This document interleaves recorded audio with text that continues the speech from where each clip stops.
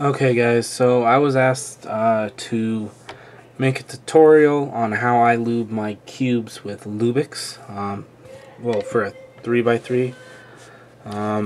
If you hear the background noise, sorry. Anyway, this is a cube I haven't lubed with Lubix yet. This is a C1. So let me take this apart. I can show you guys what I do. It's really pretty simple.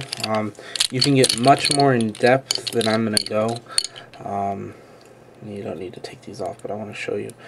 And if you unscrew it, you can put lube on the screw, which is pretty much the same thing as what I'm going to do, but yeah, if it's a DIY. So, I have my vial of Lubix, syringe, I don't know, whatever, and this is how I do it. So, what you're going to do is you're going to pull that up, hopefully, and you're going to see the lube, and you're going to try to get it underneath the thing, and without letting go, you're going to slowly work it down and then spin it around.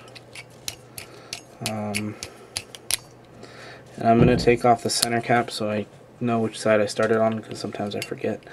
You spin it around a little bit, get it worked in on that screw and underneath there, because that's where it spins. Okay, and then you're going to do that on the other side.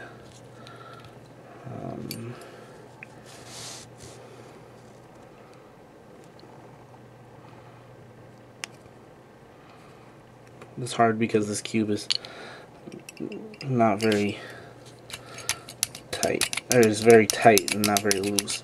It's hard to get the stuff underneath. So, okay. So next one. This side's a little bit looser, so it might be easier to show. Oops. See how I got that lube right underneath. Hopefully you can see that. And I'm going to take off this center cap so that I know I did that side, and then I can do the opposite. Oops, sorry about that, guys. There we go, right there. Perfect example. And you just slowly work it around. Spin it around. Okay, so this is where I usually forget which side I've done. That's why I took the center cap off. So now I know I have to do orange-red sign, because I haven't, it's the only one I haven't done yet.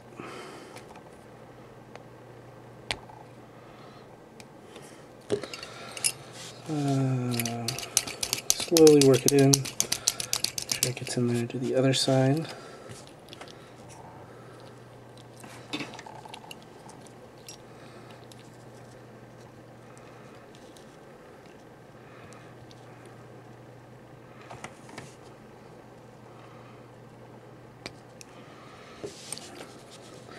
Hopefully that side got enough lube. Okay. There we go.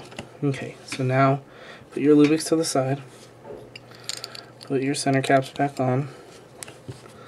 As I said, you can unscrew to put it on the screw in between the spring, and just put it on and then screw the screw in, and it does the same exact thing as this, but this is sometimes easier. So let's see. Ready, boom, and it's almost put together. So I don't bother putting it in any specific order, because this helps actually work in the Lubix. So then you're going to take your Lubix, and you're going to put it right here. And I'll show you how much I put. Could be too much, I don't know. It's just what I do. I put, come on, focus. So about that much. There we go. There's some light. And then you put your last edge in. You do a couple U-turns. Get that worked in on the edges. And then, oh yay, it's solved. You might have to take a couple pieces out, turn some corners to get it so that it doesn't have like parity or anything, but this is what it looks like when it's solved. So now, by assembling it scrambled, it gives you the chance to work in that Lubix that you just put on it. So then I keep my green syringe on, and I put my black cap over it, because both of them have Lubix on it, and so they stay on each other, and don't fall off, and then you don't have to worry about taking it off and getting Lubix on your hands and blah blah blah blah blah. Yeah, so now you have, this is all, it's not all worked in, but you've done a solve and worked it in, and as I say, you might have to take an edge or a corner out and twist it and all that crap to make it good. So now you just keep working it in. You do, I would say, do an average of 5, just for the hell of it. Just do an average of 5. That should totally work in the Lubix. And as I can tell, I don't know if you guys can, this C1 is now actually pretty good. It's still not a very good cube, but it's not a horrible cube anymore. It doesn't turn like a piece of crap. Yeah, Lubix will work on pretty much anything. It'll work on big cubes, it'll work on small cubes. It just depends on where you apply it. 2x2s, I take them apart, and that one arm that doesn't move, if you can see right there how it doesn't, it's just one core arm, and that's the whole core. I put it on there and on some of the pieces and stuff like that. But that's Lubix for you. That's how you apply it. That's how I apply it. As I said, you can apply it to the screws, and I'll do that real fast for you, just for fun. Okay, stay. So, ooh, this one has a washer. Interesting. So if you're doing a C1, what I would do is I would take this apart. I would take it apart. I did say take it apart. And I'd put some right around here.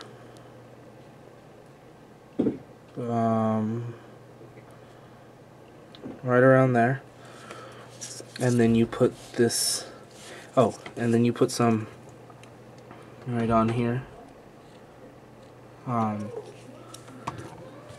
then you put this back on and spin it a couple times to get that Lubix on it, and then you take the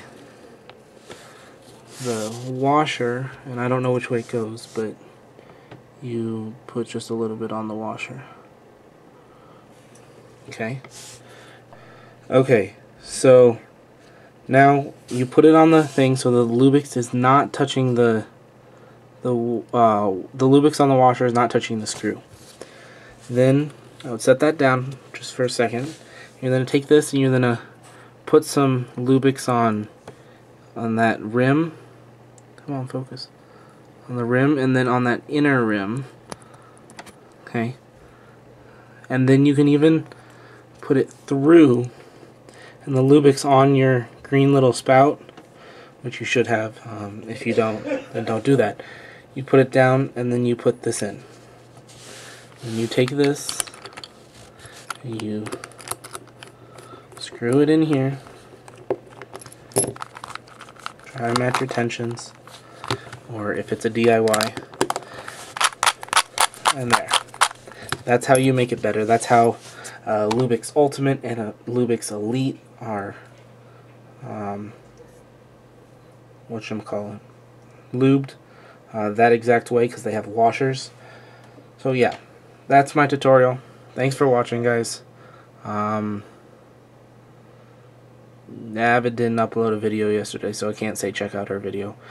Yeah, just keep watching. Thanks for subscribing. See you guys later.